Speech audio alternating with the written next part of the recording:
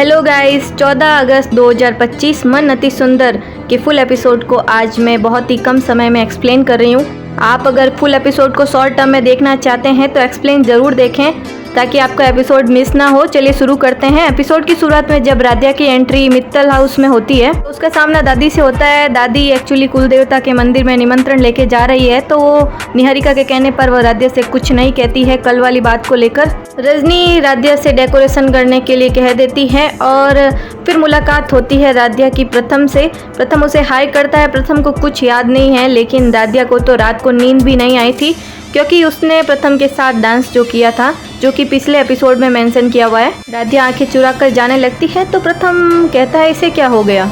इधर ओमकार जी को वह बात मन ही मन खाए जा रही है कि प्रथम ने उसे नशे में कहा था कि निहारिका उसे लंदन लेकर चली जाएगी शादी के बाद। वह मेहता साहब की पूरी बिजनेस की इंफॉर्मेशन निकलवा रहे हैं। अब ओमकार मित्तल को ऐसा ग्लू मिला है जिसकी वो आशा भी नहीं कर सकते हैं। पूरी तरह से ओमकार चौंक जाते हैं। इधर प्रथम मन ही मन सोचता है कि सब लोगों के बर्ताव से मुझे लगता है कि मैंने लंदन वाली बात तो किसी को नहीं बताई, लेकिन लग जरूर रहा है कि कुछ ना कुछ तो गड़बड़ मैंने जरूर की है। पर मैं पूछूं तो पूछूं किससे। इतने में प्रथम को दिखाई देती है राध्या। प्रथम राध्या के पास जाता है और कहता है कि मुझे तुमसे ना कल रात के बारे में बात करनी है। राध्या पूरी तरह से डर जाती है। उसके सामने कपल डांस के सीन्स होते हैं। राध्या कहती है कि प्रथम सर मुझे आपसे कोई बात नहीं करनी है। ऐसा कहते हुए राध्या वहाँ से बहाना बना के चली जाती है। प्रथम को समझ नहीं आता है कि ये मुझे अवॉइड क्यों कर रही है। फिर वो प्रथम निहारिका से बात करने के लिए फ़ोन लगाता है। इधर रजनी और उसकी बड़ी बहू बना रहे होते हैं शादी की मिठाई के लड्डू, लेकिन लड्डू बन ही नहीं रहे होते हैं, जो कि एक बहुत बड़ा मित्तल हाउस के लिए अपशगुन है। रजनी को तो पहले से ही डाउट था ही। वह मन ही मन भगवान भोलेनाथ से कहती है कि ये रिश्ता सही है भी या नहीं। इधर बुआ भोलेनाथ की पूजा कर रही होती है और नीचे पड़ी होती है प्रथम और निहारिका की जन्म कुंडली, जिसके ऊपर बुआ से गलती से लोटा गिर जाता है और वो जन्म कुंडली पूरी गीली हो जाती है। फिर बुआ राध्या से कह देती है कि यहाँ जो पानी गिरा हुआ है उसे साफ कर दो, मुझे कोई जरूरी काम है, मैं जा रही हूँ। राध्या देखती है कि कुंडलियों पे भी पानी गिर गया है। फिर राध्या वो गिली हुई कुंडली रजनी को दे देती है। रजनी कुंडली के ऊपर से कपड़ा लगाकर पानी साफ कर रही होती है। अब निहारिका ने जो व्हाइटनर लगा के अपना नाम लिखा था राध्या की कुंडली पे, वह नजर आ जाता है अब रजनी को। रजनी देखती है कि पीछे सल लिखा हुआ है, यानी उसकी निहारिका की सरनेम तो मेहता है, तो ये सल लिखा हुआ है यानी ये निहारिका की कुंडली नहीं है। रजनी को पूरा शक हो जाता है कि यह निहारिका की सोची समझी साजिश है, क्योंकि उस समय निहारिका की कुंडली प्रथम की कुंडली से मैच नहीं हुई थी, तो निहारिका ने अपनी कुंडली मैच करवाने के लिए जरूर ये साजिश चली होगी, क्योंकि पंडित जी ने साफ साफ कहा था कि प्रथम अगर इस लड़की से शादी करेगा तो उसका भविष्य पूरा बर्बाद हो जाएगा। इधर ओमकार मित्तल को सूचना मिलती है कि मेहता साहब ने अपना सारा बिजनेस लंदन शिफ्ट कर दिया है। ओमकार मित्तल को ये बात तो पक्की हो जाती है कि प्रथम ने नशे में जो कहा था वो बिल्कुल सही और सच कहा था। मिस्टर मेहता मेरे बेटे प्रथम को हमारे परिवार से अलग करके उसे लंदन शिफ्ट करवाना चाहता है ना। अब मिस्टर मेहता आपको मिलेगा करारा जवाब। अब भाई ओमकार मित्तल ने तो मेहता साहब के खिलाफ बहुत ही खतरनाक वाली साजिश रचने वाले हैं। अब मेहता साहब को कहीं का नहीं छोड़ेंगे ओमकार मित्तल। इधर रजनी जन्म कुंडली लेकर उसी पंडित के पास चली जाती है जिस पंडित ने निहारिका के कहने पर घर पर लाकर व्हाइटनर लगा के निहारिका का नाम लिख के वो कुंडली उधर मित्तल हाउस में ले जाकर दी थी।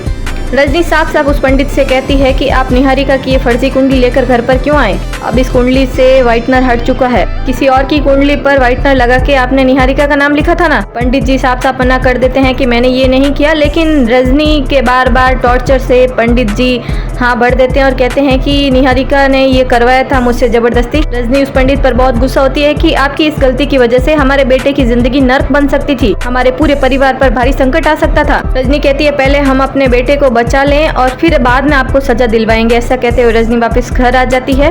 इधर प्रथम बार बार राध्या के पीछे पीछे घूमता है और कहता है राध्या तुम मुझसे नजरें क्यों चुरा रही हो, कुछ गलती हुई है क्या तुमसे। राध्या कहती है गलती और मुझसे, गलती तो आपसे हुई है प्रथम सर। प्रथम मन ही मन सोचता है कि मैंने यार क्या गलत किया है, क्या नशे में मैंने उसे कुछ उल्टा सीधा तो नहीं कह दिया, या फिर इसको भी गले लगा कर तो नहीं रो दिया। इधर रजनी घर आ जाती है और वह ओमकार जी का रूम में बेसब्री से वेट करती है। इतने में ओमकार जी आ जाते हैं और दोनों के मुंह से यही निकलता है कि निहारिका प्रथम के लिए गलत है। रजनी कहती है कि जब से हम इस लड़की से मिले हैं, इस कांच की गुड़िया से मिले हैं, तब से हम ये कह रहे हैं, लेकिन आपने हमारी बात नहीं मानी। आज अचानक आप ऐसा कैसे बोल रहे हैं, क्या हुआ ऐसा। ओमकार जी पूछते हैं पहले आप बताइए कि आप इतना चिंतित क्यों हैं। तो रजनी उसे फर्जी कुंडली वाला किस्सा बताती है कि कैसे निहारिका ने प्रथम की कुंडली मिलवाने के लिए किसी और की कुंडली पर अपना नाम लिखकर उससे मिलवाया था और हम सब की आंखों में धूल झोंकी उसने। और रजनी पूछती है कि आप ऐसा क्यों कह रहे हैं, ऐसा क्या हुआ। तो ओमकार जी प्रथम के लंदन ले जाने वाली बात कहते हैं रजनी से और कहते हैं कि उन्होंने पूरा बिजनेस लंदन शिफ्ट कर दिया है और शादी के बाद हमेशा के लिए प्रथम को लंदन लेकर चले जाएंगे। यह सुनकर रजनी के ऊपर कोई बिजली सा गिर पड़ता है और नशे की हालत में भी उसने मुझे बताया था कि निहारिका और उसके परिवार वाले मुझे हमेशा के लिए लंदन शिफ्ट कर देंगे। यह सुनकर रजनी चकरा सी जाती है। रजनी कहती है इतनी बड़ी बात और प्रथम ने हमें बताई तक नहीं। ओमकार जी कहते हैं कि उस लड़की ने पता नहीं क्या पट्टी पढ़ाई है उसे, प्रथम कुछ बोल ही नहीं रहा है, उसे सही गलत का पता है फिर भी वह गलत रास्ते पर जा रहा है। रजनी डर जाती है और कहती है कि ओमकार जी अब हम क्या करेंगे, शादी की सारी तैयारियां हो चुकी है, सारे मेहमानों में कार्ड बढ़ चुके हैं और हम ये कैसे शादी रोकेंगे। ओमकार जी कहते हैं कि रजनी जी मेरी बात सुनिए, जिस तरह से नशे में प्रथम रो रहा था इस बात से ये बात तो पक्की है कि वो लंदन नहीं जाना चाहता है, हमारे परिवार को छोड़ना नहीं चाहता है। निहारिका नाराज ना हो इसलिए वह चुप है। रजनी कहती है ये कांच की गुड़िया अपने आंसुओं को हथियार बना रही है मेरे बेटे के लिए और ये प्रथम भी ना इतना बड़ा हो गया है लेकिन इसे सच झूठ की बिल्कुल भी परख नहीं है। ओमकार जी कहते हैं कि ये सब सोचने के लिए हमारे पास वक्त नहीं है, हमें ये कैसे भी करके ये शादी रोकनी है और कैसे रोकनी है ये सोचना है। एक काम करते हैं, माँ को सारी बातें बता देते हैं। रजनी साफ साफ मना कर देती है कि माँ जी को कोई बात नहीं बताना क्योंकि माँ जी अपने पोते के प्यार में अंधी है, अगर उन्हें ये बात बताई तो वो ये शादी रोकने के लिए मंजूरी नहीं देगी। कुछ ऐसा सोचिए जिससे सांप भी मर जाए और लाठी भी न टूटे। ओमकार जी को आइडिया आता है और वह कहते हैं कि आप मुझसे वादा कीजिए कि ये बात हम दोनों के बीच में ही रहनी चाहिए, तीसरे कान को भी पता नहीं चलनी चाहिए, आप हमसे वादा कीजिए। रजनी ये वादा करती है ओमकार जी से। इधर प्रथम राध्या के पीछे पीछे घूमता है। एक्चुअली प्रथम सोच रहा है कि राध्या को मैंने नशे की हालत में कल उल्टा सीधा कह दिया होगा, उसे ये पता नहीं है कि उसके साथ कपल डांस जो किया था। राध्या से आकर प्रथम कहता है कि आई एम सॉरी राध्या, कल मैंने जो भी किया उसके लिए वेरी वेरी सॉरी, तुम्हें बुरा लगा क्या। राध्या मन ही मन सोचती है कि बुरा तो नहीं लगा है प्रथम जी, लेकिन अटपटा ज़रूर लगा है। प्रथम कहता है कि कल ना मैं बहुत ज़्यादा परेशान था इसलिए जो भी दिल में था ना वो बाहर आ गया। ये सुनकर राध्या और ज़्यादा चौंक जाती है। राध्या मन ही मन सोचती है कि क्या प्रथम जी हमारे साथ डांस करना चाहते थे। वह मन ही मन प्रथम से प्यार करने लग जाती है और प्रथम को ये पता नहीं है कि उसके साथ डांस किया था। राध्या आगे कुछ पूछने ही वाली होती है, इतने में प्रथम को कोई आवाज़ लगा देता है और प्रथम चला जाता है वहाँ से। राध्या कहती है कि प्रथम जी मेरे साथ डांस करना चाहते थे, ये उनकी दिल की बात थी, उनकी शादी निहारिका जी के साथ होने वाली है और वो मेरे साथ, ये क्या हो रहा है मुझे कुछ समझ नहीं आ रहा है। इधर ओमकार जी रजनी से ऐसा कुछ करने के लिए कहते हैं जो रजनी साफ साफ मना कर देती है कि हम ऐसा नहीं करेंगे, किसी और की ज़िंदगी दाव पर नहीं लगाएंगे अपने बेटे के लिए। रजनी कहती है हम जाकर प्रथम से बात कर लेते हैं।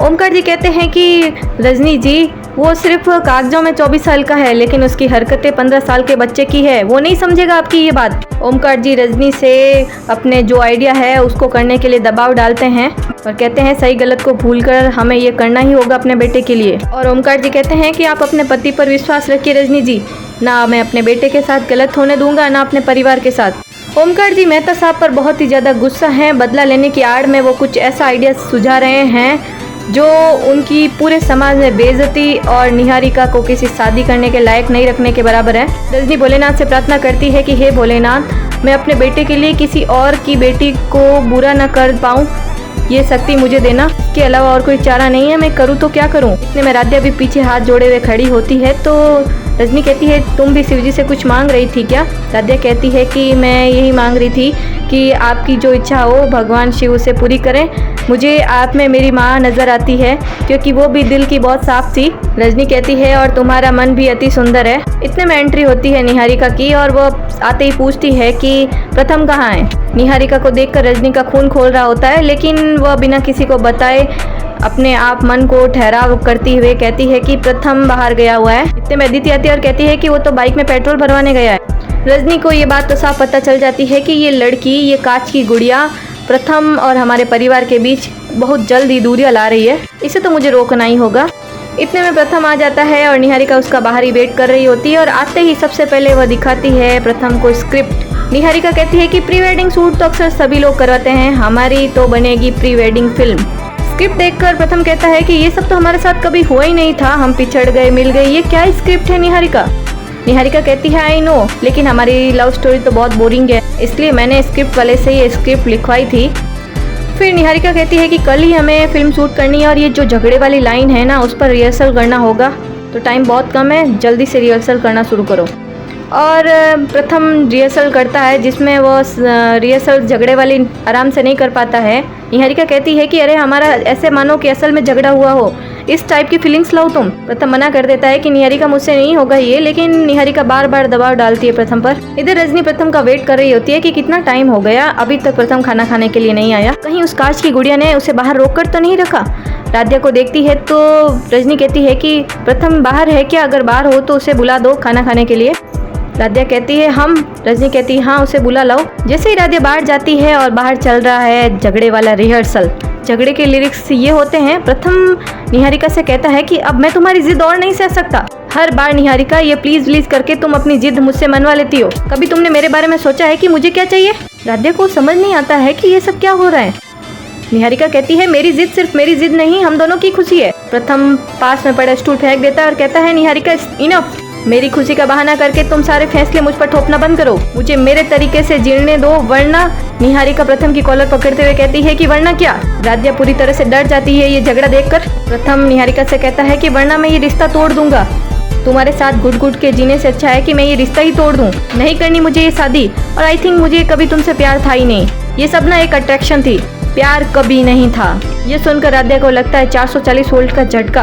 आखिर निहारिका ऐसी रिहर्सल क्यों करवाना चाहती है झगड़े वाली, और प्री वेडिंग शूट के तौर पर ये कौन सा सबूत इकट्ठा कर रही है। इसी के साथ मिलते हैं नेक्स्ट ट्विस्ट के साथ अगले एपिसोड में। आज के लिए इतना ही। कैसा लगा आज का ये वीडियो? अगर अच्छा लगा तो लाइक, कमेंट, सब्सक्राइब, शेयर जरूर करें।